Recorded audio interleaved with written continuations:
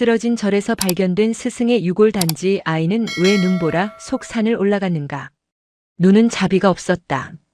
사흘 낮밤을 쉬지 않고 퍼부은 폭설은 태백산맥 줄기에 걸친 무영사의 허리를 끊어놓을 기세였다.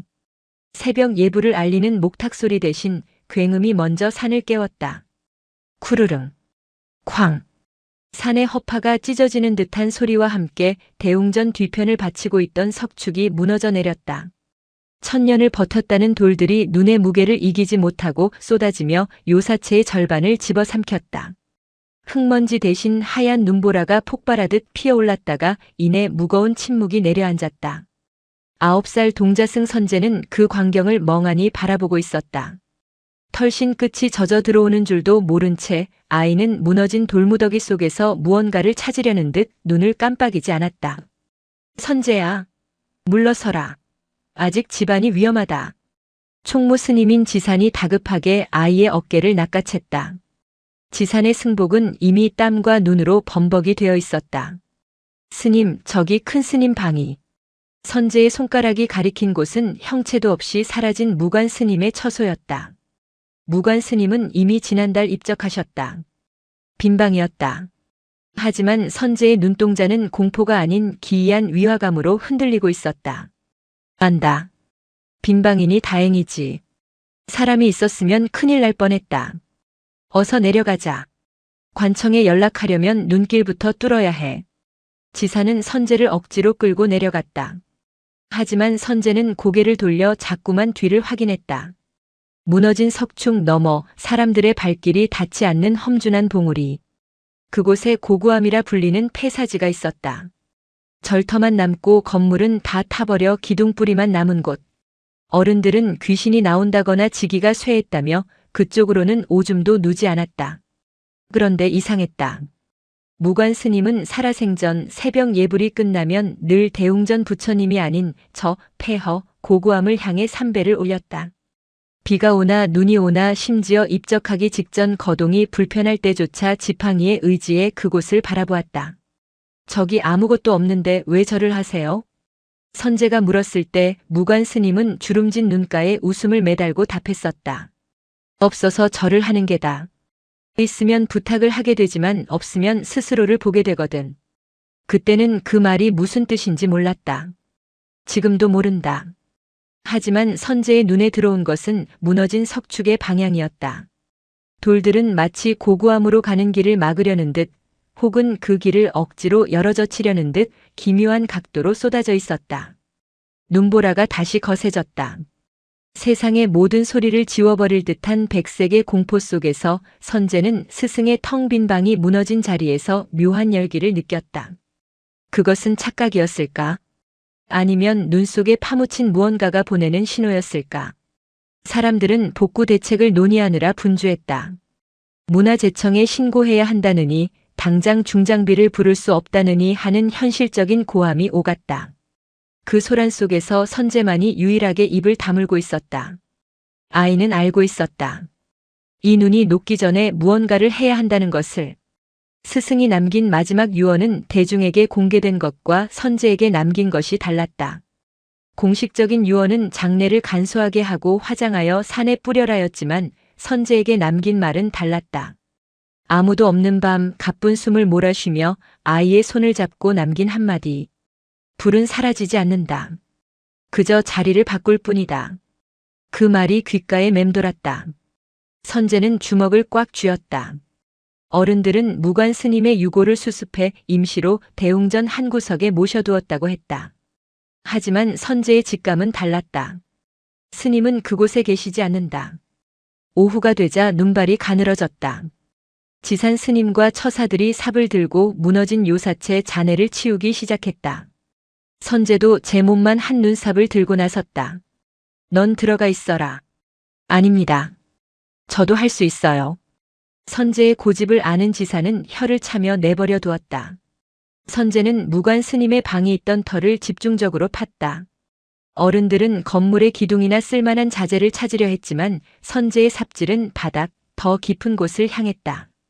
분명히 여기 어디쯤이다. 기억을 더듬었다. 스님은 돌아가시기 며칠 전부터 밤마다 무언가를 긁어내는 소리를 냈다. 쥐가 파먹는 소리 같기도 하고 돌을 가는 소리 같기도 했다. 선제가 문을 열려고 하면 수행 중이다라며 엄하게 꾸짖었다. 깡. 삽 끝에 딱딱한 것이 걸렸다. 돌이나 기와장이 아니었다. 둔탁하면서도 꽉 찬 소리. 선제는 주위를 살폈다. 어른들은 저만치서 무너진 석가래를 드러내느라 끙끙대고 있었다. 선제는 장갑을 벗고 맨손으로 눈과 흙을 파헤쳤다.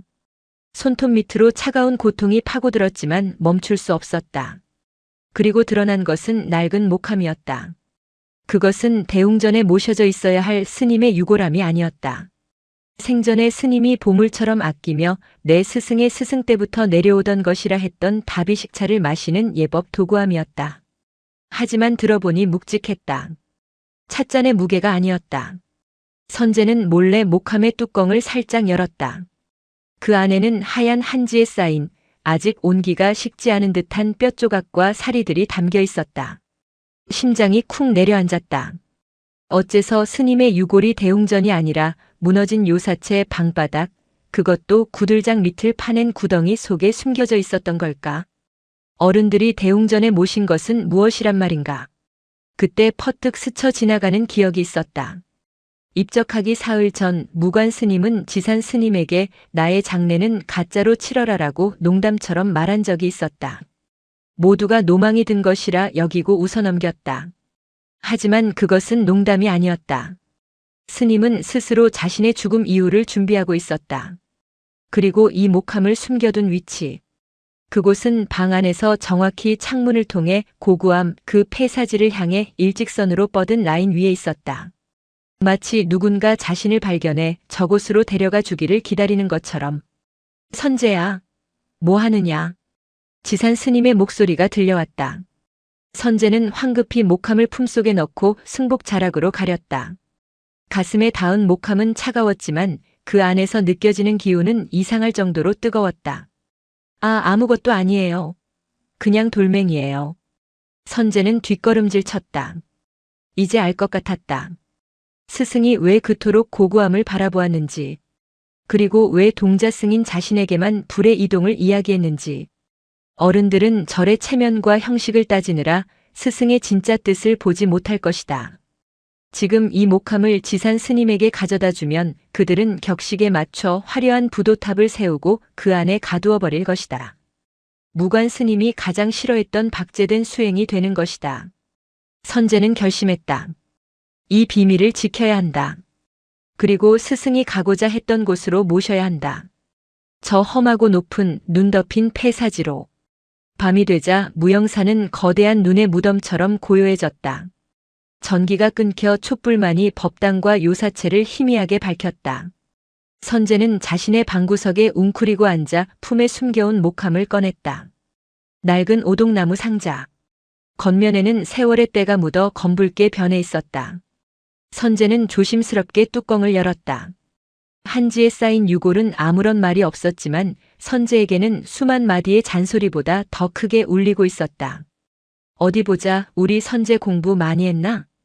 스승의 환청이 들리는 듯 했다. 무관 스님은 괴짜였다. 경전을 외우는 시간보다 빗자루질을 시키는 시간이 더 많았다. 마당을 쓰는 건 먼지를 치우는 게 아니다. 내 마음의 번뇌를 쓸어내는 게야. 스님, 전 번뇌 같은 거 없는데요? 배만 고파요. 허허, 배고픔이 가장 큰 번뇌니라. 그럼 감자를 구워 먹자꾸나. 스님은 근엄한 척하다가도 이내 아궁이에 감자와 고구마를 던져 넣으며 아이처럼 웃곤 했다. 그러다 불꽃이 사그라들 때쯤이면 표정을 바꾸고 불씨를 응시했다. 선제야, 이 불이 꺼진 것 같으냐? 네. 쟤만 남았잖아요. 아니다. 불은 나무 속에 숨어 있다가 공기를 만나 춤을 추고 다시 허공으로 흩어져 바람이 되는 게다. 눈에 보이지 않는다고 사라진 것이 아니다. 형태를 바꿀 뿐이지. 그때 스님은 부직갱이로 재를 헤집으며 작은 불씨 하나를 살려냈다. 그 작은 붉은 점이 순식간에 마른 잎에 옮겨붙어 다시 타오르는 것을 보며 선제는 눈을 동그랗게 떴었다. 사람의 뜻도 이와 같다. 육신이 제가 되어도 그가 품었던 서원은 어딘가에 불씨로 남아 반드시 다시 타오른다. 누군가가 그 불씨를 옮겨주기만 한다면 말이다. 선제는 목함을 쓰다듬었다. 스님의 서원은 무엇이었을까? 왜 그토록 폐허가 된 고고함을 그리워했을까? 문득 지난 가을의 일이 떠올랐다. 단풍이 붉게 타오르던 날 무관 스님은 몰래 배낭을 꾸리고 있었다. 쇠약해진 몸으로 산을 오르려 했던 것이다. 스님, 어디 가세요? 쉿. 지산에게는 비밀이다. 내 잠시 다녀올 곳이 있다. 고고함에요? 거긴 위험해서 못 가신다면서요. 위험해도 가야 할 이유가 있다. 거기에 내 약속이 묻혀 있거든. 약속이요? 그래. 아주 오래전 내가 도망쳤던 약속이다. 이제는 갚아야 해. 하지만 그날 스님은 산 입구에서 현기증으로 쓰러졌고 결국 지산 스님에게 엎혀 내려왔다. 그 후로 급격히 쇠약해져 다시는 일어나지 못했다. 병상에 누워서도 스님은 창문 너머 고고함 쪽만 바라보며 눈물을 흘렸다. 도망쳤던 약속. 선제는 자리에서 일어났다. 창문을 열자 칼날 같은 바람이 뺨을 베고 지나갔다. 달빛에 비친 설산은 은색으로 빛나는 거대한 짐승의 등처럼 보였다. 저 위 까마득한 곳에 고고함이 있다.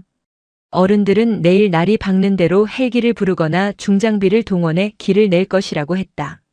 그리고 가짜 유골그들은 진짜라 믿는을 수습해 부도탑 건립 기공식을 할 것이다. 시간이 없었다. 선제는 주섬주섬 옷을 껴입었다. 내복을 두 겹 껴입고 털조끼를 입고 그 위에 승복을 입었다. 목도리를 두르고 털신을 신었다. 그리고 등산용 각반을 찼다. 스님이 쓰시던 낡은 배낭에 목함을 넣고 수건으로 단단히 감쌌다. 초코파이 2개와 작은 물병, 그리고 양초 한 자루와 라이터를 챙겼다. 방을 나서려는데 문득 두려움이 엄습했다. 내가 갈 수 있을까? 어른들도 못 가는 길인데. 눈은 허리까지 쌓였을 것이다. 멧돼지가 나올 수도 있고 실족하여 낭떠러지로 떨어질 수도 있다. 9살 아이가 감당하기엔 너무나 거대하고 잔혹한 자연이었다. 하지만 다시 방으로 돌아가 목함을 내려놓으려 하자 스님의 목소리가 들리는 듯 했다. 선제야, 불은 두려워하지 않는다. 바람을 타지. 선제는 고개를 저어 두려움을 떨쳤다. 신발끈을 꽉 조여맸다. 복도로 나오자 낡은 마룻바닥이 삐걱거렸다. 지산 스님의 방에서 코 고는 소리가 들려왔다.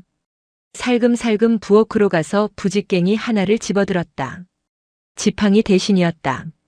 그리고 법당 문을 향해 합장했다. 부처님, 스님을 훔쳐가는 게 아니에요. 제자리에 돌려놓으러 가는 겁니다. 부디 눈을 잠시만 멈춰주세요. 문을 열고 밖으로 나갔다. 차가운 공기가 폐부 깊숙이 박혔다. 세상은 온통 푸르스름한 어둠과 흰 눈뿐이었다.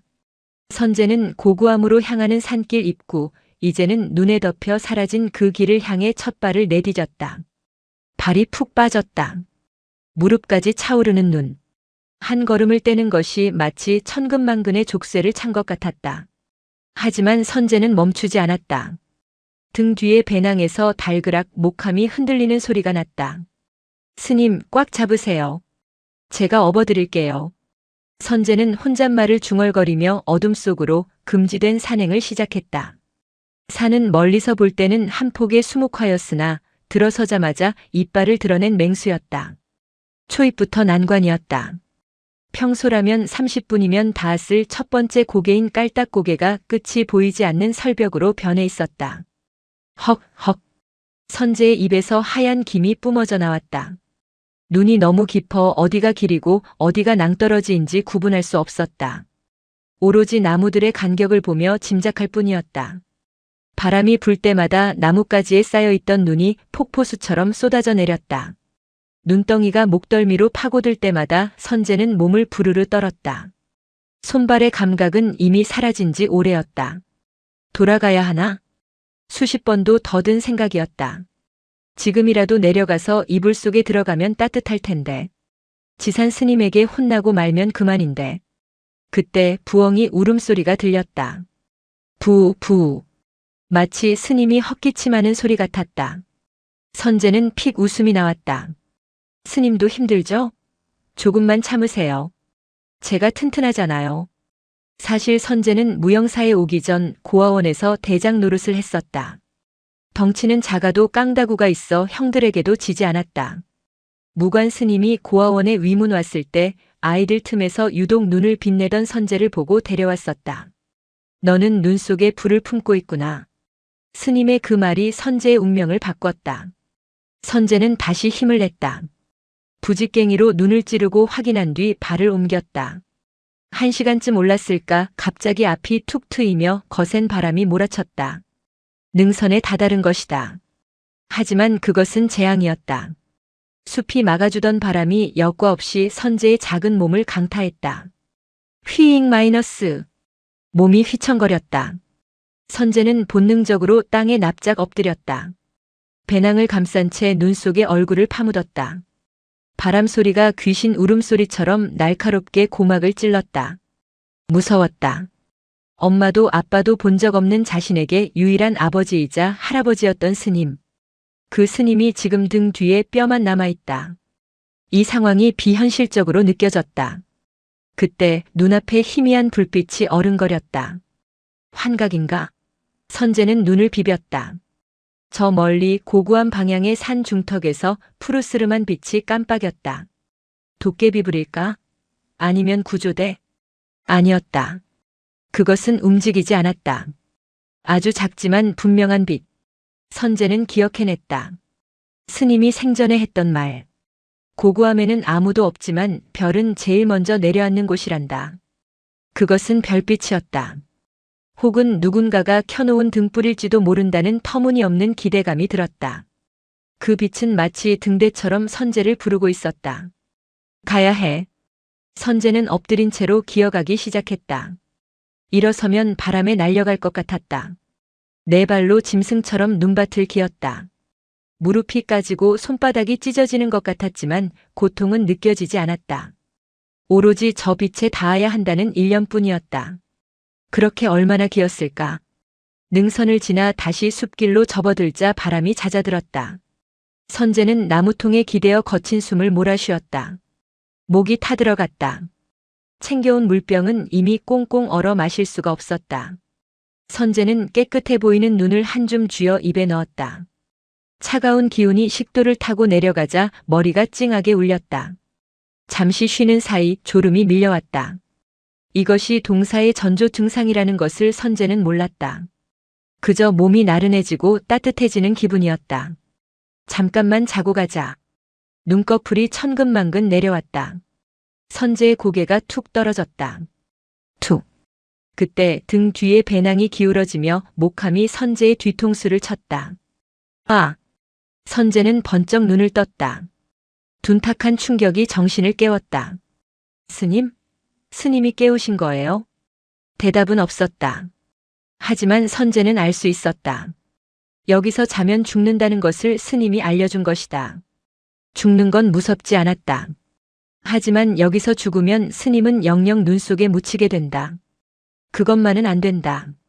선재는 자신의 뺨을 세차게 때렸다. 정신 차려. 이선재. 너는 대장이야. 무영사 빗자루 대장이라고. 아이는 다시 일어섰다. 다리가 후들거렸지만 지팡이를 짚은 팔에 힘을 주었다. 이제 고고함까지는 절반 정도 남았다. 하지만 그 절반은 지금까지 온 길보다 더 험한 칼바위 구간이었다. 밧줄 하나의 의지에 바위를 타야 하는 곳. 선재는 하늘을 올려다보았다. 눈구름 사이로 희미하게 달이 보였다. 달이 선재를 내려다보고 있었다. 마치 어디 한번 올라와 보라는 듯이 냉소적인 표정으로. 선재는 씩 웃었다. 입술이 터져 피가 맺혔지만 웃음은 잃지 않았다. 스님, 저 산 타는 거 보셨죠? 다람쥐보다 빠르잖아요. 꽉 잡으세요. 이제 진짜 갑니다. 작은 승려가 거대한 설산을 향해 다시 걸음을 옮겼다. 그의 등 뒤로 길게 이어진 발자국은 금세 눈에 덮여 사라졌지만 그가 뚫고 가는 길은 산의 심장을 향해 조금씩 아주 조금씩 파고들고 있었다. 무영사 뒷산의 명물이라 불리는 칼바위는 그 이름처럼 날카로운 화강암이 수직으로 솟아있는 구간이다. 여름에도 노련한 등산객들이 혀를 내두르는 이곳이 겨울 폭설 속에서는 그야말로 저승으로 통하는 관문이나 다름없었다. 선재는 고개를 들어 까마득한 바위벽을 올려다보았다. 바위 틈새마다 눈과 얼음이 박혀 하얀 핏줄처럼 얽혀 있었다. 평소에 설치되어 있던 밧줄은 꽝꽝 얼어붙어 동아줄이라기보다는 거대한 고드름처럼 보였다. 스님, 저 이거 못하면 우리 둘 다 떨어져요. 선재는 덜덜 떨리는 손으로 장갑을 벗었다. 털장갑을 낀 채로는 미끄러운 얼음 밧줄을 쥘 수 없었다. 맨손이 공기에 노출되자마자 수만 개의 바늘이 손가락을 찌르는 듯한 통증이 밀려왔다. 아이는 배낭끈을 가슴 앞에서 한 번 더 단단히 묶었다. 등 뒤에 목함이 덜그럭거리지 않게 몸에 밀착시켰다. 그리고 첫 번째 바위 틈에 손을 집어넣었다. 차가워. 살이 찢어질 것 같았다. 하지만 차가움보다 더 무서운 것은 감각이 사라지는 것이었다. 선재는 입김을 호호 불어가며 손가락을 움직였다. 한 발 한 발. 바위의 요철을 찾아 발을 디뎠다. 중간쯤 올랐을 때였다. 디디고 있던 오른쪽 발의 바위가 눈무게를 이기지 못하고 부스스 부서져 내렸다. 선재의 몸이 허공으로 쏠렸다. 왼손으로 잡고 있던 밧줄이 유일한 생명줄이었다. 아이의 작은 몸이 시계추처럼 벼랑 끝에서 흔들렸다. 밧줄을 잡은 왼손 손바닥 피부가 얼음 마찰에 쓸려 벗겨지는 고통이 뇌를 강타했다. 아래를 내려다보았다. 하얀 눈밭이 입을 벌리고 있었다. 떨어지면 죽는다. 죽으면 스님은 영영 눈 속에 묻힌다. 눈물이 핑 돌았다. 팔에 힘이 빠지기 시작했다. 놓고 싶다. 그냥 놓으면 편해질 텐데. 그 찰나의 유혹이 뱀처럼 스멀거렸다. 그때 등 뒤에 밀착된 목함에서 묘한 진동이 느껴졌다. 그것은 물리적인 진동이 아니라 기억이 만들어낸 울림이었다. 선재야, 잡는 힘보다 더 중요한 게 뭔지 아느냐? 힘세게 잡는 거요? 아니다. 버티는 힘이다. 잡는 건 누구나 한다. 하지만 힘이 빠졌을 때, 더는 못하겠다 싶을 때, 그때 한 번 더 호흡하고 버티는 것. 그게 수행이다. 선재는 이를 악물었다. 입안에 비릿한 피맛이 돌았다. 으아! 아이는 기압과 비명 사이의 소리를 지르며 오른손을 뻗어 위쪽의 바위 틈을 낚아챘다. 손톱이 깨지고 손가락 끝에서 피가 배어나와 바위를 붉게 물들였다. 그 붉은 핏자국이 얼음 위에서 꽃처럼 피어났다. 발을 허공에 휘저어 겨우 지지대를 찾았다. 온몸의 근육이 비명을 질렀지만 선재는 멈추지 않았다. 공포가 다시 찾아오기 전에 움직여야 했다. 마지막 난관인 바위턱을 넘어 평평한 지대에 몸을 던졌을 때 선재는 그대로 눈밭의 대자로 뻗어버렸다. 심장이 터질 듯이 뛰었다. 하늘은 무심하게도 고요했다. 선재는 하늘을 향해 뻗은 자신의 손을 보았다. 비투성이가 되고 퉁퉁 부은 고사리 같은 손. 하지만 그 손은 해냈다. 어른들도 포기한 길을 9살 아이가 스승을 업고 올라온 것이다. 스님 보셨어요? 저 이제 겁쟁이 아니에요. 바람이 윙윙거리며 아이의 피 묻은 손을 식혀주었다. 선재는 울지 않았다. 눈물이 나면 볼이 얼어버린다는 것을 알기 때문이었다. 아이는 대신 눈 한 줌을 집어 입안의 피냄새를 행궈냈다. 차갑고 비릿한 승리의 맛이었다. 칼바위를 지나자 산세가 바뀌었다. 날카로운 바위 대신 뒤틀린 향나무와 주목들이 군락을 이루고 있었다. 이곳은 살아 천년 죽어 천년이라 불리는 주목 군락지였다. 사람의 발길이 닿지 않아 눈이 허벅지까지 쌓여 있었다. 길이 보이지 않았다. 아니, 애초에 길은 없었다. 지도는 선재의 머릿속에만 존재하는 어렴풋한 방향 감각뿐이었다. 그런데 이상했다. 분명 아무도 다니지 않는 길이라 했는데 선재의 눈에 기이한 흔적들이 들어오기 시작했다. 오래된 주목나무의 밑동, 눈이 쌓이지 않은 옹이 구멍에 작은 돌탑이 쌓여 있었다. 바람에 날려온 것이 아니었다. 누군가 정성스럽게 하나하나 공들여 쌓은 손바닥만 한 돌탑이었다. 그리고 몇 걸음 더 가자 이번에는 나뭇가지에 매달린 낡은 헝겊 조각이 보였다. 색이 발에 회색이 되었지만 그것은 분명 승복 자투리였다. 선재는 그 헝겊에 다가가 냄새를 맡아보았다. 눈과 바람 냄새 사이로 아주 희미하게 묵 냄새와 향 냄새가 났다. 스님의 냄새였다. 스님이 여기까지 오셨던 거예요? 무관 스님은 다리가 불편했다. 지팡이 없이는 평지도 걷기 힘들어했다. 그런 스님이 20년 동안이나 이 험한 산을 몰래 오르내렸다는 말인가? 선제는 충격에 휩싸여 주위를 둘러보았다. 그러고 보니 나무들의 배치가 묘했다. 무작위로 자란 숲 같지만 자세히 보면 사람이 지나갈 수 있을 만큼의 간격으로 가지치기가 되어 있는 구간이 이어졌다. 아주 오래전 누군가가 낫 하나를 들고 이 숲을 뚫어 길을 낸 것이다. 그리고 그 길을 20년 동안 혼자 밟고 또 밟아 땅이 기억하게 만든 것이다. 눈이 덮여도 땅의 기억은 사라지지 않았다. 선제는 그 보이지 않는 길을 따라 걸었다. 발이 푹푹 빠졌지만 왠지 모르게 발바닥에 닿는 땅의 감촉이 단단했다. 한참을 걷다 보니 커다란 바위 아래 눈을 피할 수 있는 작은 공간이 나왔다. 그곳에는 낡고 해진 방석 하나가 놓여 있었다. 쥐가 갉아먹어 솜이 터져 나온 방석. 선제는 그 방석을 알아보았다. 스님이 젊은 시절부터 썼다던 벌이라고 해도 이 녀석이 내 엉덩이를 제일 잘 안다며 아끼던 그 방석이었다. 사라진 줄 알았던 방석이 여기 있었다. 스님은 이곳에 앉아 무엇을 했을까? 선제는 방석 앞에 쭈그리고 앉았다. 방석이 놓인 방향은 정확히 산 아래 세상을 등지고 더 높은 곳, 고고함이 있는 정상을 향하고 있었다. 바위 틈새에는 다 녹아버린 양초의 흔적들이 촛농으로 굳어 화석처럼 남아있었다. 수백, 수천 자루의 초가 이곳에서 타오르고 사라졌음을 증명하고 있었다. 기도하셨구나. 선제는 가슴이 먹먹해졌다. 무영사의 큰 스님, 존경받는 선승이었던 스승이 왜 화려한 법당을 두고 이 추운 산중 바위 아래서 홀로 촛불을 켰을까? 아이는 배낭을 내려놓고 목함을 꺼내 방석 위에 올려두었다. 여기 좋아하셨죠? 잠시 쉬었다 가세요. 선제는 배낭에서 초코파이를 꺼냈다. 꽁꽁 얼어 돌덩이 같았다. 입으로 호호 불어 조금 녹인 뒤 한 입 베어 물었다. 달콤함이 혀끝을 감돌자 긴장이 풀리며 왈칵 눈물이 쏟아질 것 같았다. 하지만 울 시간이 없었다. 해가 기울기 시작했다. 산의 밤은 빠르다. 어둠이 내리기 전에 고구함에 도착해야 했다. 선제는 다시 짐을 챙겼다. 방석은 챙길 수 없었지만 대신 바위 틈에 끼워져 있던 작은 종이 뭉치를 발견했다. 습기에 젖어 잉크가 번졌지만 스님의 필체는 알아볼 수 있었다. 그것은 경전 구절이 아니었다. 죄는 씻는 것이 아니라 덮어 쓰는 것이다. 내가 지은 업은 이 산이 기억할 것이다. 죄? 평생을 청빈하게 사신 스님에게 무슨 죄가 있다는 걸까? 선제의 머릿속에 의문이 커졌다. 이 산행은 단순한 유골 안치가 아니었다.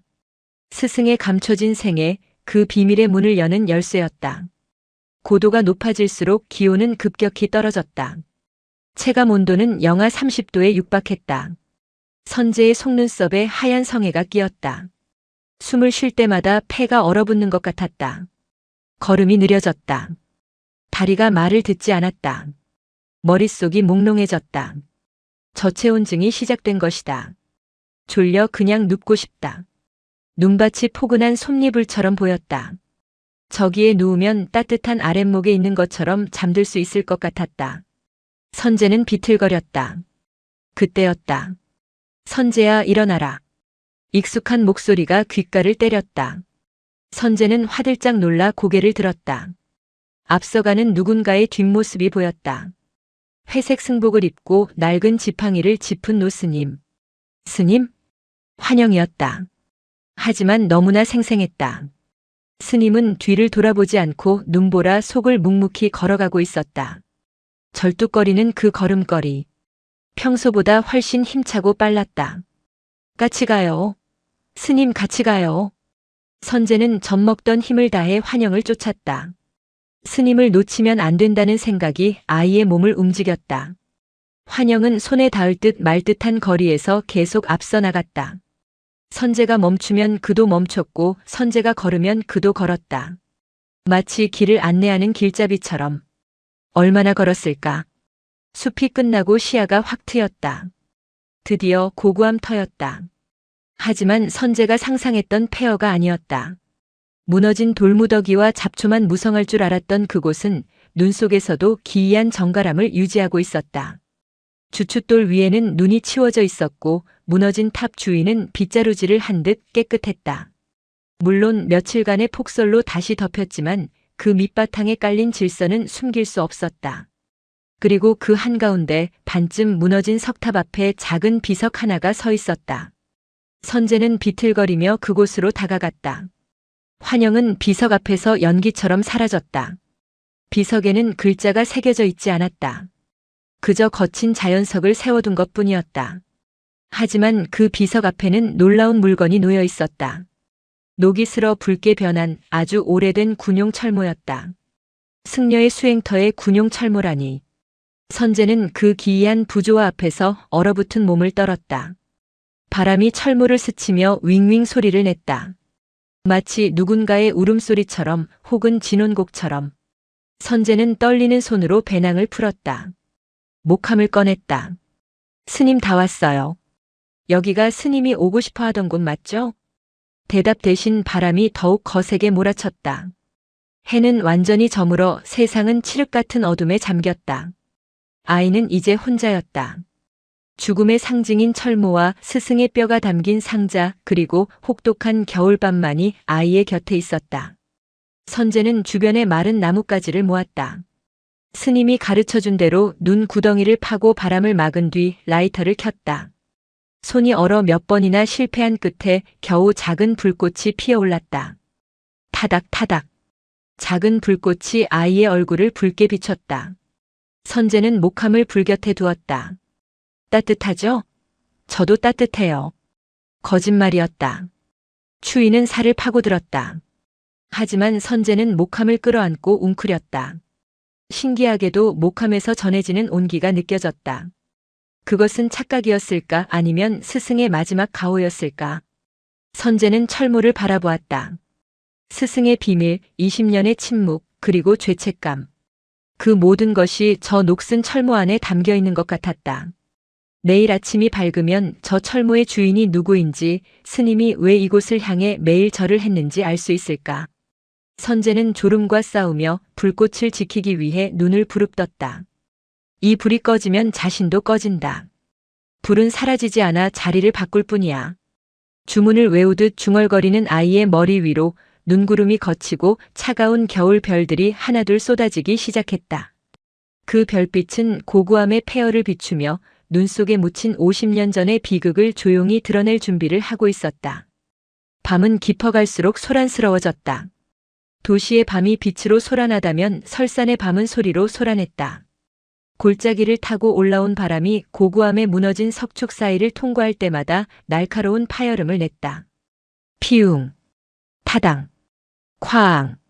선재는 무릎을 감싸 안은 채 귀를 막았다. 바람 소리가 아니었다. 그것은 마치 총소리 같았고 누군가가 비명을 지르는 소리 같았으며 쇠가 부딪혀 깨지는 소리 같았다. 아이는 잠들 수 없었다. 졸음이 밀려왔지만 본능이 경고하고 있었다. 지금 눈을 감으면 다시는 뜰 수 없다는 것을. 챙겨온 나뭇가지는 얼마 남지 않았다. 불꽃은 위태롭게 흔들리며 사그라들고 있었다. 스님 무서워요. 선재는 목함을 가슴에 더 세게 품었다. 나무 상자의 딱딱한 모서리가 늑골을 눌렀지만 그 통증조차 반가웠다. 살아있다는 증거였기 때문이다. 그때 불꽃 너머 어둠 속에서 그림자가 일렁였다. 처음에는 바람에 흔들리는 나무 그림자인 줄 알았다. 하지만 그림자는 하나가 아니었다. 둘, 셋, 넷. 검은 형체들이 무너진 법당 터 주위를 서성이고 있었다. 그들은 승복을 입지 않았다. 찢어진 군복 머리에 붕대를 감은 모습, 한쪽 다리를 저는 모습. 환각이었다. 극한의 추위와 공포가 만들어낸 뇌의 오류였다. 하지만 선재의 눈에 비친 그들은 너무나 구체적이었다. 그림자 중 하나가 선재가 앉아있는, 아니 녹슨 철모가 놓인 비석 앞으로 다가왔다. 앳된 얼굴의 소년이었다. 지금의 선재보다 기껏해야 7, 8년 정도 더 먹었을까? 고등학생쯤 되어 보이는 소년병의 그림자는 피 묻은 입술을 달싹였다. 추워, 너무 추워. 소리는 들리지 않았지만 입모양은 분명했다. 선재는 비명을 지르고 싶었지만 목구멍이 얼어붙어 소리가 나오지 않았다. 소년병은 슬픈 눈으로 선재의 품에 있는 목함을 바라보았다. 그리고 녹슨 철모를 손가락으로 가리켰다. 순간 선재의 머릿속으로 낯선 기억이 폭포수처럼 쏟아져 들어왔다. 그것은 선재의 기억이 아니었다. 목함 속에 잠든 무관 스님의 기억, 아니 인간 이무관에 감춰진 70년 전 기억이었다. 기억 속의 풍경은 지금과 똑같은 설산이었다. 하지만 그때는 고요하지 않았다. 하늘에서는 전투기가 굉음을 내며 날아다녔고 눈밭은 붉은 피와 검은 그을음으로 얼룩져 있었다. 일어나, 무관아. 여기서 자면 죽어. 누군가 소리쳤다. 선재는 그 목소리가 자신의 귓가에 생생하게 울리는 것을 느꼈다. 그것은 환청이 아니었다. 이 장소, 이 흙, 이 바람이 기억하고 있는 역사의 재생이었다. 스님도 군인이었어요? 선재는 떨리는 입술로 중얼거렸다. 평생을 불살생의 계율을 지키며 개미 한 마리 밟을까 조심하며 걷던 무관 스님. 밤마다 악몽을 꾸며 식은땀을 흘리던 스님. 그 악몽의 실체가 눈앞에 펼쳐지고 있었다. 바람이 다시 한번 휘몰아치며 불꽃을 덮쳤다. 불이 꺼질 듯 작아졌다. 선재는 황급히 남은 나뭇가지를 모두 던져 넣었다. 안 돼. 꺼지지 마. 불길이 다시 치솟자 그림자들은 물러갔다. 하지만 그 소년병의 그림자만은 철모 곁을 떠나지 않고 선재를, 아니 선재 품의 목함을 응시하고 있었다. 원망도 분노도 아닌 그저 사무치는 그리움이 담긴 눈빛이었다. 선재는 알 수 있었다. 저 소년이 바로 스님이 평생을 두고 참회했던 대상, 고고함의 주인이라는 것을. 새벽 3시. 하루 중 가장 어둡고 차가운 시간. 선재의 의식은 현실과 과거의 경계에서 부유하고 있었다. 불은 꺼졌다. 마지막 불씨 하나가 재 속에서 붉은 눈동자처럼 깜빡일 뿐이었다. 선재는 꿈을 꾸었다. 그것은 꿈이라기보다는 스님의 유골이 전해주는 유언과도 같은 영상이었다. 1950년 12월. 중공군의 개입으로 국군이 후퇴하던 그 처절한 겨울. 학도병이었던 이무관과 그의 친구 김기우는 부대에서 낙오되었다. 혹한의 추위 속에서 길을 잃고 헤매다 도착한 곳이 바로 이곳, 이미 불타버린 폐사지 고고함이었다. 기우는 다리에 총상을 입어 걸을 수 없었다. 무관은 기운을 부축해 이곳까지 왔지만 그 역시 탈진 상태였다. 둘은 서로의 체온의 의지에 무너진 석탑 아래 웅크렸다. 무관아, 나 더는 못 가겠어. 기운이 말했다. 그의 다리는 이미 동상으로 검게 변해 있었다. 무슨 소리야? 조금만 버텨. 날 밟으면 내려갈 수 있어. 무관이 울먹이며 말했다. 하지만 둘 다 알고 있었다. 기우는 살 수 없다는 것을. 그리고 무관 혼자라도 가야 한다는 것을. 기우는 품속에서 꼬깃꼬깃한 무언가를 꺼냈다. 미군에게 얻은 반쯤 먹다 남은 초콜릿이었다.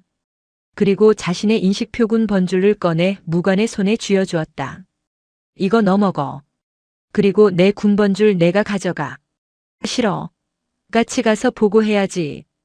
들어봐. 무관아. 나는 여기서 끝이야. 하지만 넌 살 수 있어.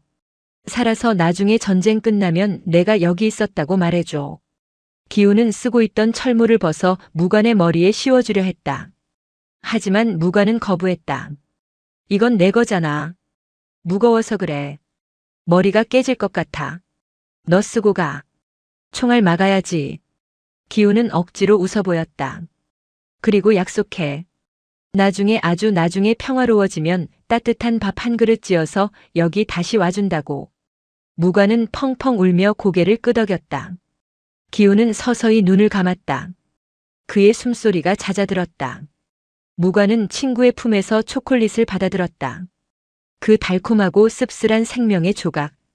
겁이 났던 17살의 무관은 친구의 시신을 제대로 묻어주지도 못한 채 철모도 군번줄도 챙기지 못하고 도망치듯 산을 내려왔다.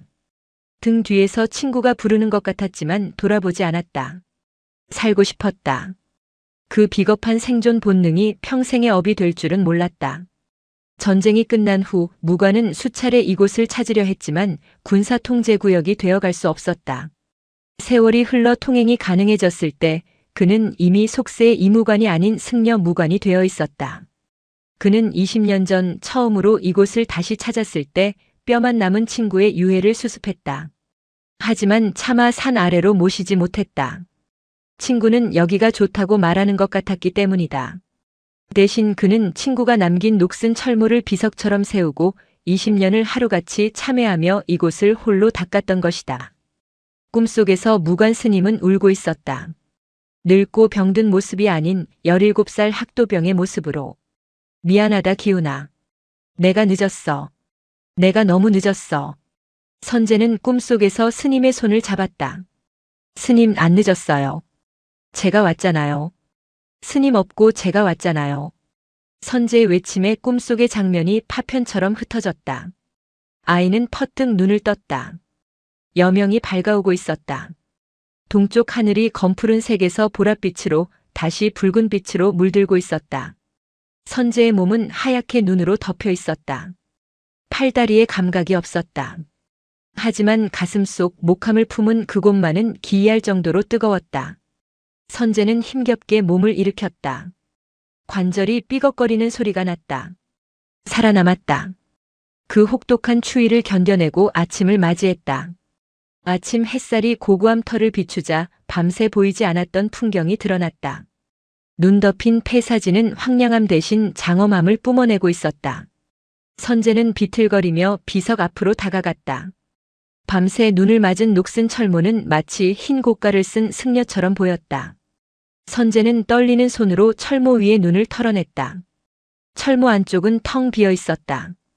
흙과 마른 낙엽만이 뒹굴고 있었다.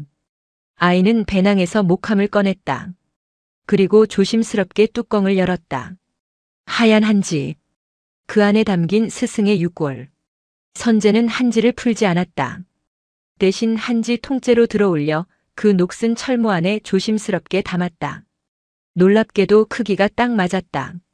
마치 처음부터 그 자리가 자신의 자리였던 것처럼. 차가운 쇠붙이인 철모가 스승의 뼈를 감싸 안는 사리함이 되는 순간이었다. 스님 친구분 만났어요? 선제는 쉰 목소리로 물었다. 그때 철모 아래 받쳐둔 돌 틈에서 무언가가 반짝였다. 선제는 흙을 파보았다. 그것은 탄피였다. 녹슬어 뭉개졌지만 분명한 에밀 소총의 탄피. 그리고 그 옆에 아주 작은 유리병 하나가 묻혀 있었다. 뚜껑이 밀랍으로 단단히 봉해진 갈색 약병. 선제는 돌로 밀랍을 깨고 뚜껑을 열었다. 안에는 종이가 들어 있었다. 스님의 필체였다. 기훈아, 50년 만에 너에게 밥을 지어주러 왔다. 하지만 쌀을 씻을 물이 없구나. 내 눈물로 밥을 짓는다.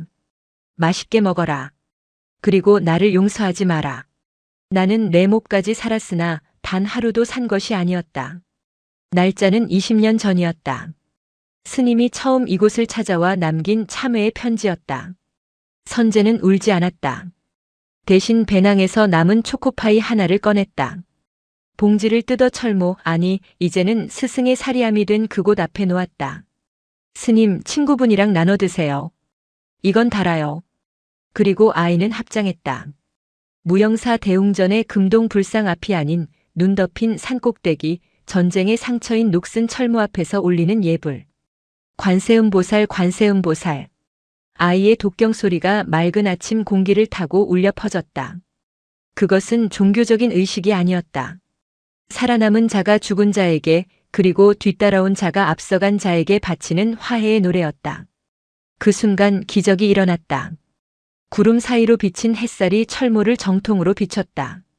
녹슨 쇠의 붉은 빛과 하얀 눈 그리고 그 안에 담긴 유골의 기운이 어우러져 마치 철모 안에서 붉은 연꽃이 피어오르는 듯한 형상을 만들어냈다.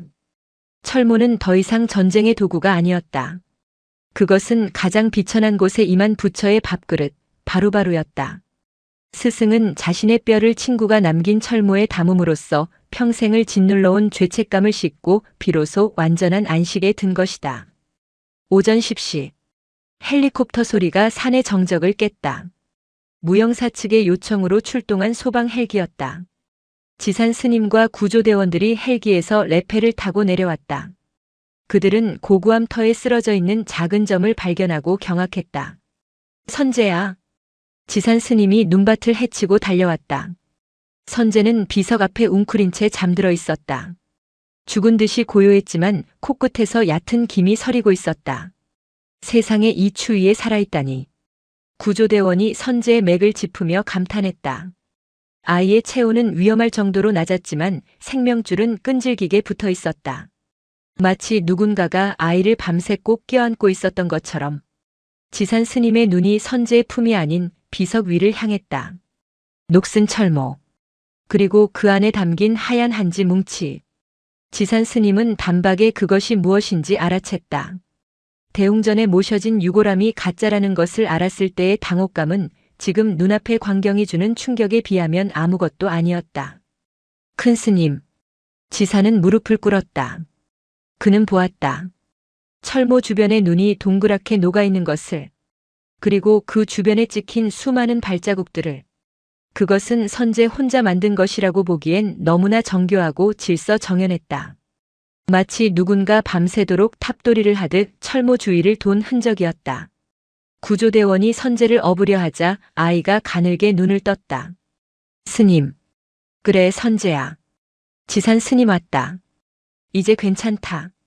스님은요? 선재의 시선이 철모를 향했다. 계신다. 아주 편안하게 계셔. 지산 스님은 눈물을 훔치며 철모를 두 손으로 받쳐들려 했다. 헬기로 모셔가기 위해서였다. 하지만 선재가 고개를 저었다. 아니에요. 가져가면 안 돼요. 뭐라고? 스님은 춥지 않대요. 친구랑 같이 있어서 따뜻하대요. 저기 두면 봄에 꽃이 필 거예요. 아이의 말은 헛소리처럼 들렸지만 지산 스님은 차마 철모를 들어 올릴 수 없었다. 철모는 마치 바위와 한몸이 된 듯 묵직한 기운을 뿜어내고 있었다. 지산은 결단을 내려야 했다. 이것을 억지로 수습해 화려한 부도탑에 가둘 것인가 아니면 스승의 뜻대로 이 야생의 폐허에 둘 것인가. 그는 합장하고 철모를 향해 절을 올렸다. 큰 스님 잠시만 아이를 살리고 다시 오겠습니다. 그때 정식으로 묻겠습니다. 어디에 계시고 싶은지. 지산은 자신의 목도리를 풀어 철모와 유골을 덮어주었다. 그리고 선재를 안아 올렸다. 아이의 몸은 깃털처럼 가벼웠다. 헬기가 상공으로 떠올랐다. 선재는 창밖을 내려다보았다. 멀어지는 고구암 터. 하얀 설원 위에 덩그러니 놓인 붉은 철모 하나. 그리고 그 옆에 놓인 작은 초코파이. 그것은 세상에서 가장 작고 초라한 무덤이었지만 동시에 세상에서 가장 거대하고 위대한 사리탑이었다. 선재의 눈이 스르르 감겼다. 꿈결 속에 스님과 낯선 소년병이 어깨동무를 하고 손을 흔들고 있었다. 두 사람의 미소가 눈부시게 닮아 있었다. 선재가 눈을 뜬 곳은 설산의 정상이 아니었다. 소독약 냄새가 진동하는 하얀 방. 링거액이 똑똑 떨어지는 소리가 시계 초침처럼 규칙적으로 공간을 지배하고 있었다. 정신이 드느냐? 지산 스님의 목소리였다. 스님의 얼굴은 며칠 새 반쪽이 되어 있었다. 선재는 몸을 일으키려 했지만 전신이 손뭉치처럼 무겁고 감각이 둔했다. 동상 치료를 위해 붕대로 칭칭 감긴 손과 발이 낯설게 느껴졌다. 스님 고구함은요? 철모는요? 선재의 첫마디에 지산은 곤혹스러운 표정을 지었다. 그는 말없이 병실 벽에 걸린 텔레비전을 가리켰다. 뉴스 화면이 흘러나오고 있었다. 폭설 속의 기적. 구세 동자승, 스승의 유골 품고 죽음의 산행.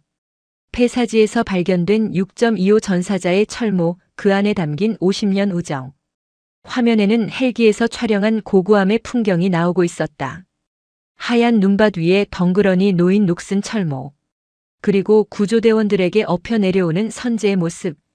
아나운서는 격앙된 목소리로 동심이 만든 성불이라며 떠들어대고 있었다. 세상이 뒤집혔다. 지산 스님이 한숨을 쉬며 말했다. 사람들이 감동했다. 너는 하루아침에 살아있는 부처 생불 대우를 받고 있어.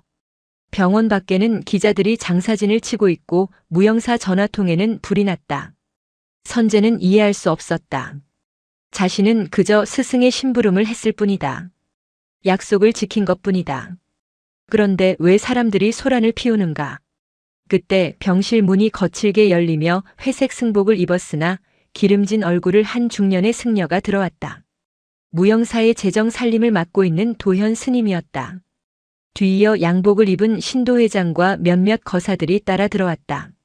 아이고, 우리 선재 보살님, 깨어나셨습니까?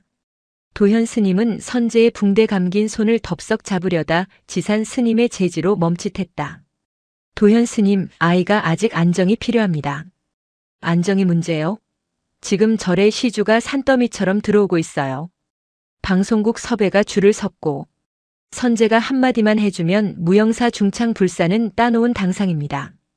도현의 눈은 탐욕으로 번들거렸다. 그는 선재에게 얼굴을 들이밀었다. 선재야, 잘 들어라. 내가 고구함에 모신 그 유고란 말이다. 그거 다시 모셔와야 한다. 선재의 눈동자가 흔들렸다. 네? 안 돼요. 스님은 거기 계신다고 했어요. 어허, 어린 것이 뭘 모르는구나. 거기는 춥고 위험한 곳이야. 그리고 결정적으로 그 철모. 그게 방송을 타니까 사람들이 호국불교의 성지라며 난리가 났다. 우리 절에서 제대로 된 사리탑을 세우고 그 철모를 국보급으로 관리해야지 눈밭에 굴려서야 되겠느냐? 신도 회장이 거들었다. 맞습니다. 이미 군청이랑 이야기해서 고구함까지 가는 모노레일을 깔기로 했습니다. 선재길이라고 이름도 지었고요. 관광객들이 엄청나게 몰릴 겁니다. 선재는 귀를 의심했다. 모노레일, 관광객, 그 고유하고 쓸쓸한 스승과 친구분만이 알고 있는 비밀의 화원에 기계를 들이고 사람들을 실어 나르겠다고. 싫어요. 선재가 소리쳤다. 목이 쉬어 쇳소리가 났다. 거긴 스님 집이에요. 아무도 오지 말라고 했어요. 조용히 있고 싶다고 하셨단 말이에요. 이 녀석이. 어른들이 다 너랑 큰 스님 생각해서 하는 일인데. 도현 스님이 언성을 높이려 하자 지산이 그 앞을 막아섰다. 나가주십시오. 아이가 흥분하면 안 됩니다. 도현은 혀를 차며 물러섰다. 지산, 자네가 잘 설득하게. 내일 모레면 헬기 띄워서 유골함이랑 철모 회수해 올 테니까. 49제는 대웅전에서 성대하게 치러야 해. 방송국 생중계도 잡혀 있어. 그들이 우르르 빠져나간 뒤 병실에는 다시 무거운 침묵이 내려앉았다. 지산 스님은 고개를 숙인 채 말이 없었다. 선재는 이불을 꽉 쥐었다. 붕대 너머로 통증이 전해졌다. 어른들은 불을 끄려 하고 있었다. 스승이 남긴 작은 불씨를 화려한 조명과 돈으로 덮어버리려 하고 있었다. 지산 스님. 선재가 불렀다. 지산이 고개를 들었다. 스님도 저 철모 가져오는 게 맞다고 생각하세요? 지산은 오랫동안 대답하지 못했다. 그는 무영사의 총무였다. 절의 살림과 위계를 무시할 수 없는 위치였다. 하지만 그는 동시에 수행자였다. 모르겠다. 선재야. 세상의 법으로는 도현 스님의 말이 맞다. 유고를 길바닥에 두는 건 예법에 어긋나니까. 하지만 지산의 눈가가 젖어 있었다. 내가 산을 오를 때 나는 밑에서 눈만 치우고 있었다. 부끄럽더구나. 너는 목숨을 걸고 진심을 바쳤는데 나는 체면치레나 하고 있었으니. 지산이 선재의 손을 조심스럽게 잡았다. 지켜보마. 내 뜻이 어디로 흘러가는지. 막아주지는 못해도 휩쓸리지는 않으마. 그것은 지산이 할 수 있는 최대한의 약속이었다. 하지만 선재는 알고 있었다. 그것만으로는 부족하다는 것을. 세상의 탐욕은 눈사태보다 더 빠르고 거대하게 고고함을 덮칠 것이다. 선재가 퇴원도 하기 전 무영사 일대는 이미 아수라장이었다. 방송을 보고 몰려든 등산객과 불자들, 유튜버들이 입산 통제선 앞까지 몰려와 북새통을 잃었다. 여기가 그 동자승이 맨발로 올라갔다는 산입니까? 우리 아들 대학 붙게 해달라고 기도하러 왔습니다. 사람들은 저마다의 욕망을 품고 산을 바라보았다. 그들에게 무관 스님의 숭고한 희생과 우정은 그저 소원 성취를 위한 영험한 스토리에 불과했다. 한편 서울의 한 신문사 문화부 기자인 한수연은 다른 시각으로 이 사건을 보고 있었다. 그녀는 철모에 주목했다. 방송 화면을 캡처해 확대해 본 결과 철모에는 희미하게나마 부대 마크와 계급장이 남아 있었다. 제3보병사단 1950년 겨울 백골부대. 수연은 국방부 유해발굴감식단에 취재를 요청했다. 그리고 무관 스님의 속명인 이무관의 병적 기록을 뒤졌다. 놀라운 사실이 드러났다. 이무관은 6.25 참전 용사가 맞았다. 하지만 그는 탈영병으로 기록되어 있었다. 정확히는 실종 후 미복귀였다. 수연은 펜을 굴렸다. 국민적 영웅으로 추앙받는 고승이 사실은 탈영병이었다. 이것은 특종이었다. 하지만 동시에 위험한 진실이었다. 그녀는 팩트를 더 확인하기 위해 무영사가 아닌 무관 스님의 고향으로 향했다. 그리고 그곳에서 뜻밖의 인물을 만났다. 80대 노인 김기철이었다. 무관이 형님, 그 형님이 정말 돌아가셨소? 김기철은 텔레비전을 보지 않아 소식을 모르고 있었다. 수연이 자초지종을 설명하고 고고함의 철모 사진을 보여주자 노인은 사진을 부여잡고 오열했다. 이건 우리 형님 거요. 기훈이 형님 철모란 말이요. 진실의 퍼즐이 맞춰졌다. 무관과 기훈은 한 동네 친구였다. 전쟁이 터지자 함께 입대했다. 그리고 기훈은 전사했고 무관은 살아남았다. 하지만 이야기는 거기서 끝나지 않았다. 무관이 형님은 탈영한 게 아니오.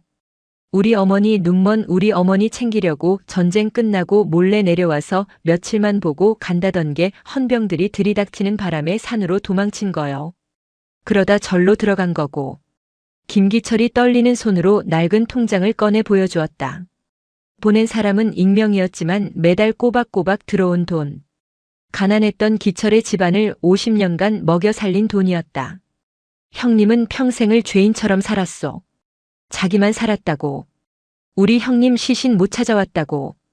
근데 그 험한 산꼭대기에 형님을 모셔두고 평생을 지켰다니. 수연은 기사를 쓰는 대신 노트북을 덮었다. 이 이야기는 폭로가 되어서는 안 되었다. 증언이 되어야 했다. 그녀는 곧장 무영사로 차를 몰았다. 절에서는 내일 아침 대대적인 유골 이혼식을 거행할 예정이었다. 헬기를 띄워 철모와 유골을 가져오겠다는 그 행사. 수연은 그것을 막아야 했다. 무관 스님이 친구 곁을 떠나지 않으려 했던 그 처절한 이유가 또다시 어른들의 사정으로 짓밟히게 둘 수는 없었다. 그 같은 시각 병실의 선재는 탈출을 감행하고 있었다. 경비가 삼엄했지만 아이는 몸이 작았다. 화장실 환기구는 좁았지만 9살 아이가 지나가기엔 충분했다.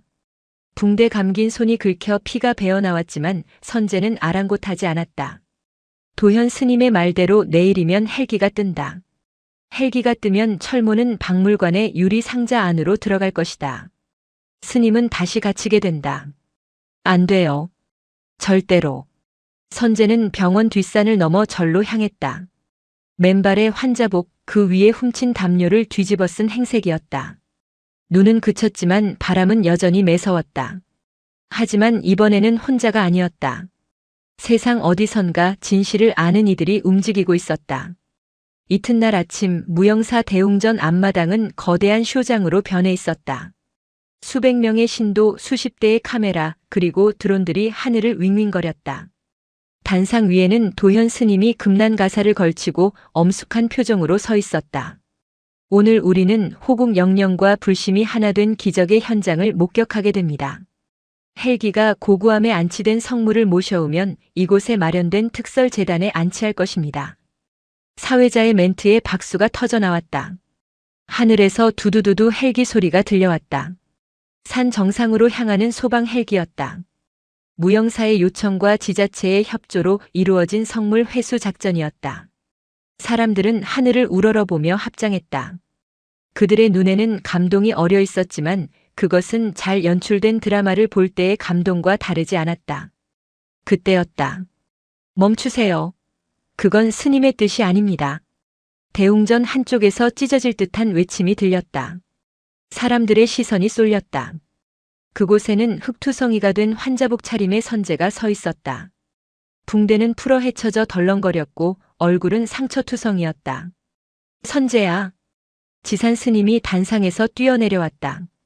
도현 스님은 당황했지만 이내 표정을 수습하며 마이크를 잡았다. 오, 우리 선제 보살이 몸소 나오셨군요. 여러분, 박수 부탁드립니다. 저 어린 몸으로 스승을 모신 효성이 지극한 아이입니다. 사람들이 환호성을 질렀다. 플래시가 터졌다. 선제는 눈이 부셔 손으로 얼굴을 가렸다. 그들은 선제의 말을 듣지 않았다. 선제의 존재 자체를 행사의 장식품으로 여기고 있었다. 아니에요. 박수치지 마세요. 헬기 돌려보내세요. 선제가 절규하며 단상으로 뛰어올랐다. 도현 스님이 인상을 구기며 아이의 팔을 낚아챘다. 가만히 있어라. 다 된 밥에 재 뿌릴 셈이냐? 스님이 거기 계시겠다고 했잖아요. 왜 어른들 맘대로 해요? 이게 다 불교를 위해서다. 내 스승도 죽어서 저를 빛내면 좋은 거야. 도현의 속삭임은 차갑고 비열했다. 선제는 도현의 팔을 물어버리고 싶었다. 그때 인파를 헤치고 누군가가 걸어 나왔다. 기자 한수연 그리고 휠체어를 탄 노인 김기철이었다. 그 헬기 띄우면 안 됩니다. 수연이 마이크도 없이 고함을 쳤다. 목소리는 떨렸지만 명확했다. 고구함 터의 땅 주인은 무영사가 아닙니다. 그리고 그 철모의 주인도 무영사의 것이 아닙니다. 장내가 술렁거렸다. 도현 스님이 찌푸린 얼굴로 소리쳤다. 당신들 뭐야? 경비원. 끌어내. 저는 그 철모 주인의 동생입니다. 김기철 노인이 휠체어에서 일어나려 애쓰며 외쳤다. 쇳소리 같은 노인의 절규에 경비원들이 멈칫했다. 우리 형님 기훈이 형님 철모요. 그리고 그 안에 든 건 무관이 형님이고. 두 분은 50년 만에 만났소. 제발 두 분을 그냥 두시오. 제발 부탁입니다. 노인은 바닥에 주저앉아 통곡했다. 사람들은 당황했다. 호국 불교 영험한 기적이라던 이야기가 갑자기 구슬픈 전쟁의 비극으로 바뀌는 순간이었다. 그 사이 산 정상으로 향하던 헬기가 고구함 상공에서 제자리 비행 오버링을 하고 있었다. 헬기의 거센 하강풍이 고구함의 눈을 날려버렸다. 그리고 대형 스크린을 통해 헬기에서 전송되는 화면이 생중계되었다. 화면 속 강풍에 눈이 날아가자 드러난 것은 철모뿐만이 아니었다. 철모 주변으로 선제가 밤새워 쌓았던 수십 개의 작은 돌탑들. 그리고 돌탑들 사이사이에 꽂혀있는 다 타버린 초의 몽당이들. 그것은 마치 수많은 병사가 철모를 호위하고 있는 듯한 형상이었다. 더 놀라운 것은 철모 바로 옆 눈밭에 쓰인 글씨였다. 선제가 구조되기 직전 손가락으로 꾹꾹 눌러 쓴 삐뚤빼뚤한 글씨. 친구야 안녕. 그 5글자가 화면 가득 잡히는 순간 대웅전 앞마당의 소음이 거짓말처럼 사라졌다. 도현 스님의 손에서 마이크가 힘없이 떨어졌다. 친구야 안녕. 누군가 그 글귀를 따라 읽었다. 울먹임이 번졌다. 그것은 종교적 구호도 근엄한 유언도 아니었다.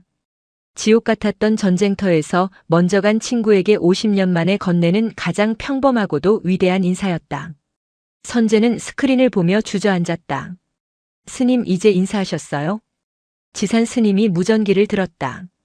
그의 손이 떨리고 있었다. 그는 도현 스님의 눈치를 보지 않았다.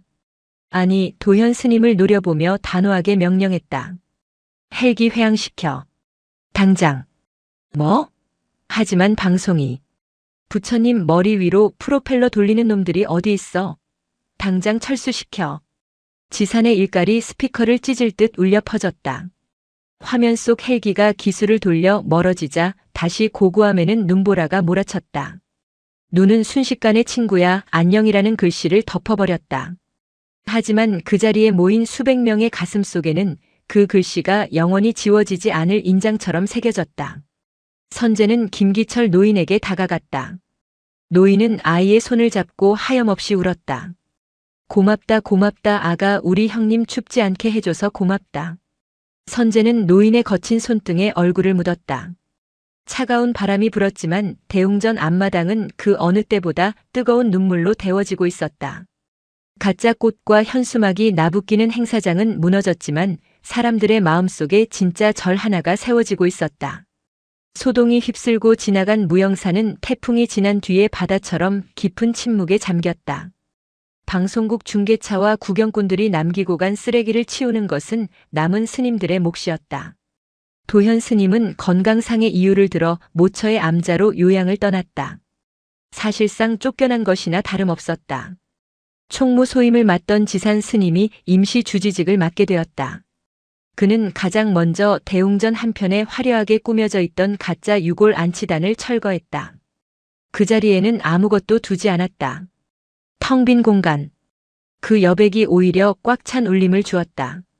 선제의 병실 생활도 끝이 났다. 퇴원하는 날 병원 앞은 의외로 한산했다. 지산 스님이 언론의 접근을 철저히 차단했기 때문이었다. 무영사로 돌아온 선제는 예전과 다름없이 빗자루를 들었다. 사람들은 그를 기적의 동자승이라 부르며 우러러보려 했지만 선제는 그 시선들이 불편했다. 아이는 자신이 영웅이 아니라 그저 심부름꾼이었다는 사실을 잊지 않았다. 계절이 바뀌고 있었다. 무거웠던 회색 하늘이 조금씩 맑은 쪽빛으로 변해가고 처마 밑 고드름이 녹아 낙수 떨어지는 소리가 경쾌해졌다. 해제가 가까워진 어느 날 오후 낯익은 손님이 무영사를 찾았다. 김기철 노인이었다. 휠체어 대신 지팡이를 짚고 아들의 부축을 받으며 힘겹게 일주문을 들어서고 있었다. 선제 스님. 노인은 9살 아이에게 정중하게 합장하며 허리를 굽혔다. 선제는 당황하여 맞절했다. 할아버지 오셨어요? 네 형님 그리고 무관 스님께 인사드리러 왔습니다. 빈손으로 올 수가 없어서. 노인의 품에는 작은 보자기 꾸러미가 들려 있었다. 지산 스님이 그들을 맞이했다. 다과는 소박했다. 노인은 떨리는 손으로 보자기를 풀었다. 그 안에는 낡은 흑백 사진 한 장이 들어 있었다. 교복을 입은 까까머리 학생 2명이 어깨동무를 하고 활짝 웃고 있는 사진. 한 명은 무관 스님의 젊은 시절이었고 또 한 명은 고고함의 주인 기훈이었다. 전쟁 나기 직전에 찍은 겁니다. 형님들 유품을 정리하다 찾았습니다. 이걸 그곳에 두고 싶습니다. 지산 스님이 사진을 받아들고 한참을 바라보았다. 사진 속의 두 청춘은 자신들에게 닥칠 참혹한 미래를 모른 채 세상에서 가장 맑은 눈빛을 하고 있었다. 지금은 산에 눈이 녹지 않아 위험합니다. 봄이 완연해지면 제가 모시고 올라가겠습니다. 지산의 말에 노인은 고개를 끄덕였다. 기다리겠습니다. 50년도 기다렸는데 그까짓 봄 하나 못 기다리겠습니까? 그날 밤 선제는 잠을 이루지 못했다. 창문을 열고 먼 산을 바라보았다. 어둠 속에 잠긴 고고함 쪽 하늘에서 별 하나가 유난히 반짝거렸다. 스님 춥지 않으세요? 이제 곧 봄이 가요. 선제는 가슴속에서 스님의 목소리를 들었다. 선제야, 춥고 더운 것은 몸의 일이다. 마음에는 계절이 없다. 나는 이미 봄 속에 있다. 무영사의 분위기도 변했다. 관광객을 위한 모노레일 계획은 전면 백지화되었다. 대신 지산 스님은 침묵의 순례길이라는 프로그램을 만들었다. 하루에 딱 10명 사전에 허가받은 이들만 산 입구까지 걸을 수 있게 했다. 고고함까지는 출입을 금지했다. 사람들은 불평했지만 오히려 그 금지된 성역이라는 신비감이 무영사를 더욱 경건하게 만들었다. 돈으로 살 수 없는 가치가 그곳에 있음을 사람들도 알게 된 것이다. 선제는 매일 아침 마당을 쓸며 생각했다. 스님이 남긴 것은 뼈와 철모가 아니었다. 스님은 당신의 삶 전체를 태워 전쟁이라는 거대한 비극 속에 핀 우정이라는 꽃을 세상에 보여준 것이었다. 그리고 선제 자신은 그 꽃씨를 나르는 바람이었다. 4월이 되었다. 산 아래부터 벚꽃이 흐드러지게 피어올라 산허리의 진달래와 철쭉으로 불길처럼 번져갔다. 태백 산맥의 잔설도 마침내 항복을 선언하고 계곡물로 변해 콸콸 쏟아져 내렸다. 드디어 약속한 날이 왔다. 지산 스님과 선제 그리고 김기철 노인의 아들 노인은 건강이 악화되어 오지 못했다이 등산 채비를 했다. 이번에는 험한 칼바위 코스가 아니라 지산 스님이 미리 봐둔 우회로를 통해 오르기로 했다. 선제의 배낭에는 노인이 맡긴 사진과 햅쌀로 지은 따뜻한 밥 한 그릇, 그리고 맑은 청주 한 병이 들어있었다. 가자 선제야. 산은 겨울과는 전혀 다른 얼굴을 하고 있었다.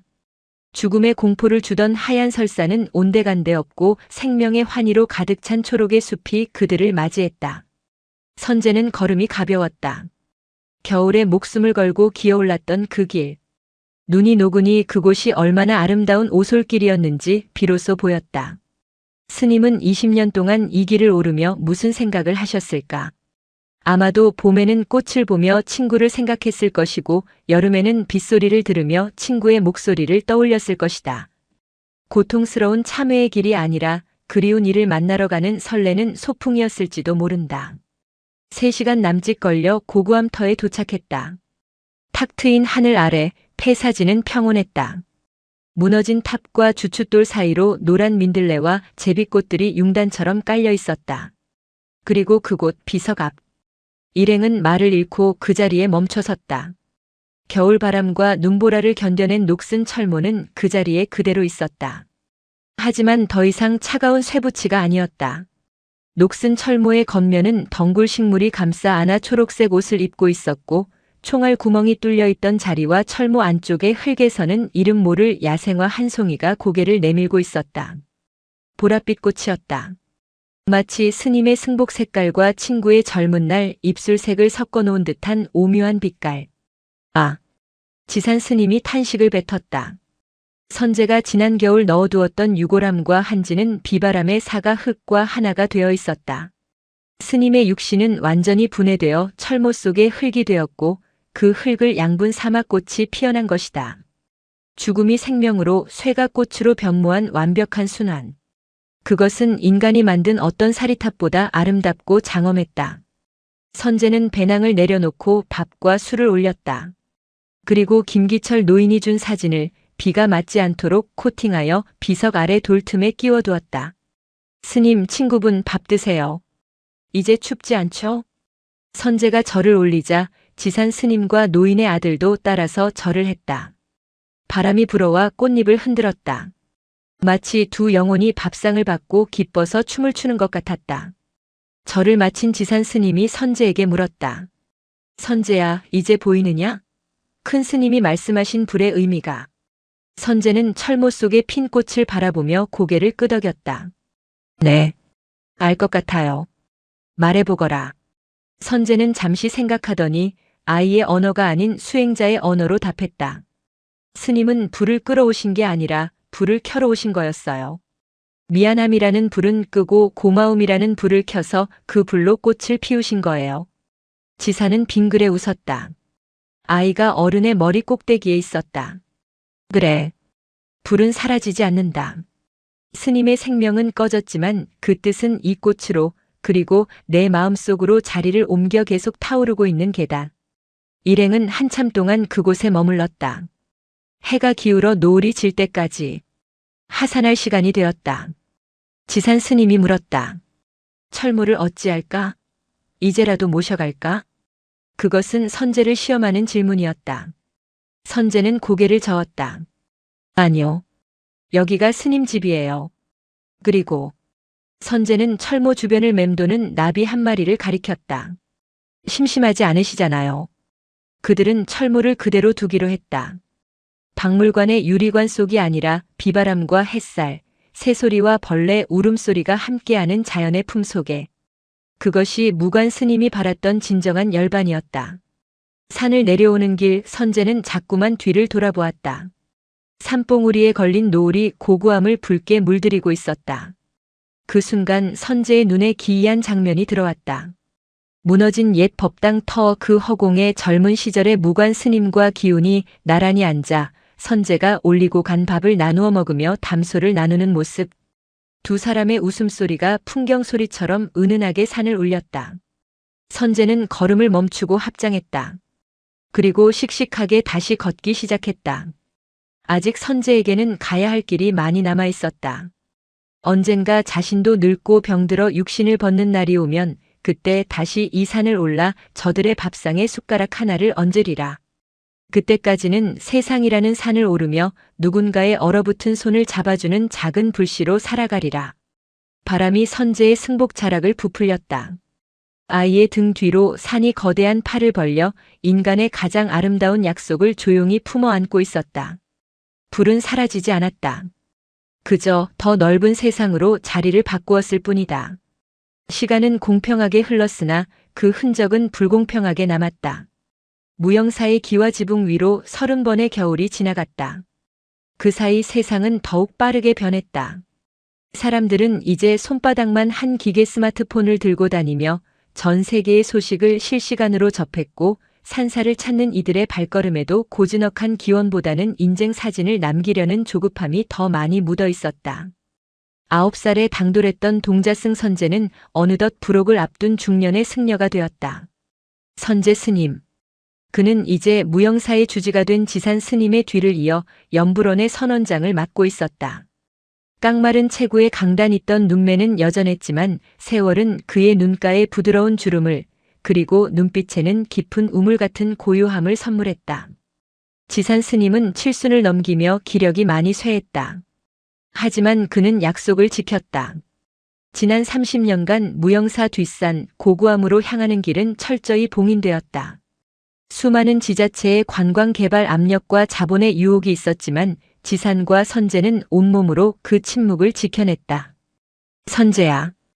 어느 늦가을 오후 툇마루에 앉아지는 해를 바라보던 지산 노스님이 불렀다. 예, 스님. 내 귀가 어두워져서 그러느냐. 요즘 들어 산 위에서 풍경 소리가 들리는 것 같구나. 아주 맑고 쟁그랑거리는 소리 말이다. 선제는 미소 지으며 차를 따랐다. 고구암에는 풍경이 없었다. 30년 전 그 폐허에는 오직 바람과 돌뿐이었다. 하지만 선제는 부정하지 않았다. 스님이 그리우신가 봅니다. 저도 가끔 듣습니다. 그렇지? 나만 노망든 게 아니지? 지사는 아이처럼 웃었다. 내 갈 때가 된 모양이다. 무관 스님이 부르시는 걸 보니. 선제야, 내가 가면 너는 어찌할 테냐?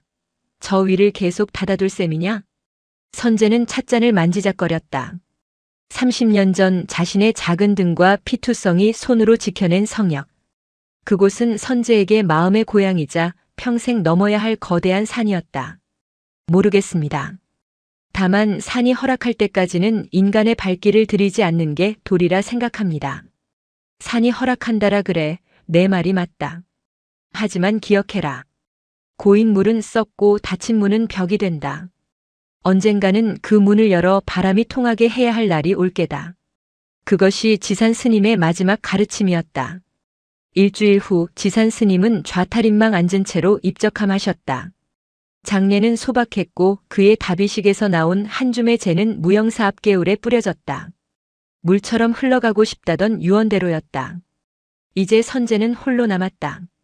30년 전 그날처럼 세상의 소음과 홀로 마주선 채로. 지산 스님의 49제가 끝난 다음 날이었다. 선제는 행장을 꾸렸다. 거창한 등산 장비가 아니었다. 낡은 배낭 하나와 물 한 병, 그리고 30년 전 그때처럼 초코파이 한 상자. 다만 이번에는 혼자가 아니었다. 갓 출가한 10살배기 동자승 혜진이 선제의 뒤를 졸졸 따르고 있었다. 스님 어디 가요? 저 위에는 귀신 나온다고 형들이 가지 말랬는데요. 혜진은 겁먹은 표정으로 선제의 옷자락을 잡았다. 선제는 30년 전에 자신을 보는 것 같아 피식 웃음이 났다. 귀신이 아니라 부처님이 계신단다. 에이, 거짓말. 법당에 계시잖아요. 법당에 계신 부처님은 말을 안 하시지. 저 위에 계신 부처님은 말씀을 하신단다. 정말요? 무슨 말을 하는데요? 가서 들어보자꾸나. 두 사람은 산을 오르기 시작했다. 길은 30년 전보다 더 희미해져 있었다. 자연은 인간이 낸 생채기를 치유하는데 탁월한 재능이 있었다. 사람들이 다니지 않은 오솔길은 덤불과 잡목으로 뒤덮여 어디가 길이고 숲인지 분간할 수 없었다. 선제는 낫으로 덤불을 쳐내지 않았다. 그저 나무와 나무 사이 바람이 지나가는 틈을 찾아 몸을 비집고 들어갔다. 혜진아, 발밑을 보지 말고 나무의 어깨를 보거라. 나무들이 살짝 비켜선 곳, 그곳이 길이다. 혜진은 낑낑대며 선제를 따라왔다. 30년 전 선제가 죽음을 각오하고 기어올랐던 칼바위 구간. 이제 그곳에는 굵은 칡넝쿨들이 얽히고 설켜 천연의 사다리를 만들어 놓고 있었다. 선제는 넝쿨을 잡고 바위를 올랐다. 손끝에 닿는 바위의 냉기. 하지만 30년 전의 살을 애는 고통은 없었다. 대신 세월의 두께만큼 덮인 이끼의 부드러움이 손바닥을 감쌌다. 스님 힘들어요. 안아주세요. 혜진이 칭얼거렸다. 선재는 잠시 고민하다가 등을 내주었다. 아이를 업었다. 순간 묵직한 전율이 등줄기를 타고 흘렀다. 30년 전 자신은 스승의 유골함을 업고 이 길을 올랐다. 그때 등 뒤에 있던 것은 죽음이자 과거였다. 하지만 지금 등 뒤에 있는 것은 생명이자 미래였다. 스님 무겁지 않으십니까? 아니다. 세상 모든 짐 중에 사람을 업는 짐이 가장 무겁고도 가벼운 법이다. 어린 시절 무관 스님이 자신을 업어주며 했던 말이 떠올랐다. 선재는 거친 숨을 몰아쉬면서도 미소를 잃지 않았다. 과거의 빚을 갚는 기분이었다. 스승이 남긴 불씨가 자신의 등을 통해 이 작은 아이에게로 옮겨가고 있었다. 고구암 터에 도착했을 때는 해가 중천에 떠 있었다. 30년이라는 시간은 폐허마저 풍경의 일부로 만들어버렸다. 무너진 석축은 흙에 덮여 언덕이 되었고 그 위로 이름 모를 야생화들이 군락을 이루고 있었다. 그리고 그곳, 비석이 서 있던 자리. 선재는 걸음을 멈췄다. 혜진을 등에서 내려주었다. 눈앞에 믿을 수 없는, 아니 믿고 싶었던 광경이 펼쳐져 있었다. 녹슨 철모는 사라졌다. 아니, 정확히 말하면 사라진 것이 아니라 삼켜졌다. 철모가 놓여있던 자리에는 아름드리 삼번나무 한 그루가 자라나 있었다. 30년 전 철모 안에서 피어났던 작은 싹이 억세고 강인한 뿌리를 내려 철모를 뚫고 땅속 깊이 파고든 것이다. 철모의 쇠 성분은 나무의 자양분이 되어 껍질을 붉고 단단하게 만들었다. 철모의 형체는 나무 밑동의 희미한 띠처럼 남아있었다. 마치 나무가 철모라는 갑옷을 입고 있는 듯, 혹은 철모가 나무를 잉태한 듯 두 존재는 완벽하게 하나가 되어 있었다. 쇠는 흙으로, 흙은 나무로, 나무는 숲으로. 스승인 무관과 친구인 기운의 유골은 이제 나무의 수액이 되어 가지 끝에서 잎을 틔우고 있었다. 와 스님, 나무가 쇠를 먹었어요. 혜진이 신기한 듯 나무 밑동을 쓰다듬었다. 그래. 아주 오래전 이곳에 두 친구가 있었단다. 한 사람은 총을 들었고 한 사람은 염주를 들었지. 둘은 서로 너무 미안해서 50년 동안 서로를 기다렸어. 선재는 나무 앞에 무릎을 꿇었다. 30년 전 아이였던 자신이 꽂아두었던 사진. 그 사진은 비바람에 사가 없어졌지만 그 자리에 자라난 이끼가 사진 속 두 사람의 미소처럼 푸르게 빛나고 있었다. 선재는 배낭에서 초코파이를 꺼냈다. 포장을 뜯어 나무 뿌리 위에 올려두었다. 개미들이 냄새를 맡고 몰려들었다. 드십시오. 이번에는 혼자가 아닙니다.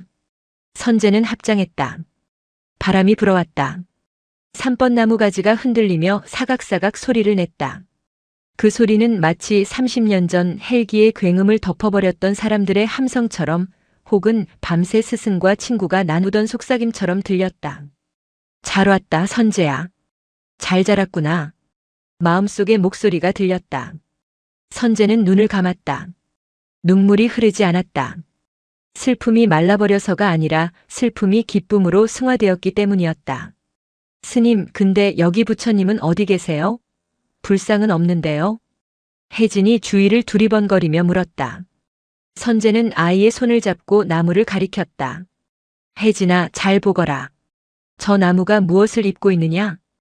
녹슨 쇠요. 그래. 저 쇠는 옛날에 사람을 죽이는 도구였다. 전쟁 때 쓰던 모자였지. 하지만 지금은 무엇을 하고 있느냐? 나무 뿌리를 감싸주고 있어요. 맞다. 살생의 도구가 생명을 지키는 집이 되었다.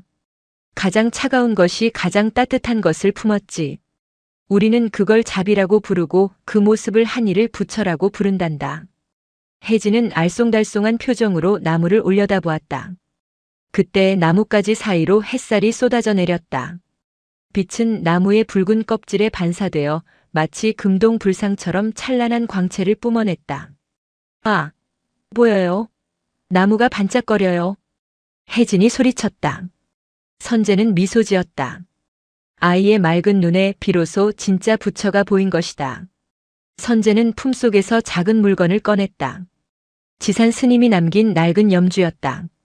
그리고 자신의 목에 걸려있던 무관 스님이 물려준 반쪽짜리 나무 십자가, 사실은 군번줄에 탁본을 뜬 나무 조각을 꺼냈다. 혜진아, 이 산은 이제 내가 기억해야 한다. 제가요? 전 길도 모르는데요. 길은 외우는 게 아니라 밟으면서 만드는 것이다. 내가 그랬듯이, 그리고 내 스승이 그랬듯이. 선재는 혜진에게 염주를 걸어주었다. 어느새 해가 기울고 있었다. 하산할 시간이었다. 가자. 밥 먹을 시간이다. 네. 오늘 저녁 뭐예요? 된장국이다. 에이, 또요? 피자 먹고 싶은데.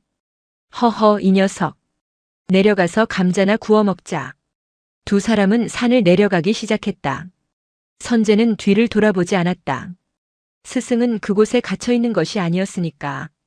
스승은 이미 바람이 되어, 흙이 되어, 그리고 선재 자신의 발걸음이 되어 세상으로 내려오고 있었다. 무영사로 돌아오는 길, 산 아래 마을에는 하나둘 불빛이 켜지고 있었다. 집집마다 저녁 밥 짓는 연기가 피어올랐다. 선재는 문득 깨달았다. 30년 전 스승이 말했던 불의 이동이 무엇인지. 고고함의 촛불은 꺼졌다.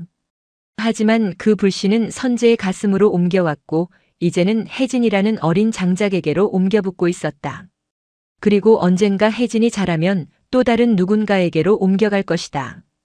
그렇게 불은 영원히 꺼지지 않는다. 형태를 바꿀 뿐 사랑도 우정도 자비도 그리움도 모든 것은 이어지고 순환하며 다시 타오른다. 선재는 하늘을 올려다보았다. 어둠이 내린 하늘에 첫 별이 떴다. 그 별은 30년 전 그날 밤 얼어 죽어가던 자신을 비추던 바로 그 별이었다. 스님 안녕하십니까? 선재는 밤하늘을 향해, 그리고 곁에서 쫑알거리는 어린 제자를 향해, 그리고 자신의 내면을 향해 조용히 의존했다. 저희는 오늘도 밥 짓는 연기처럼 살아가겠습니다. 뜨겁게 타오르고 하얗게 사라지며 누군가의 허기를 채우는 따뜻한 밥이 되겠습니다. 무영사의 범종 소리가 댕마이너스하고 울려 퍼졌다. 소리는 산을 타고 올라가 고고함의 산뻗나무 가지를 흔들고 다시 내려와 세상의 모든 낮은 곳으로 스며들었다. 눈물겨운 생이었다. 그리고 참으로 아름다운 인연의 숲이었다. 영상이 마음에 드셨다면 구독과 좋아요, 댓글 부탁드립니다. 부탁드립니다. 부탁드립니다. 부탁드립니다. 부탁드립니다.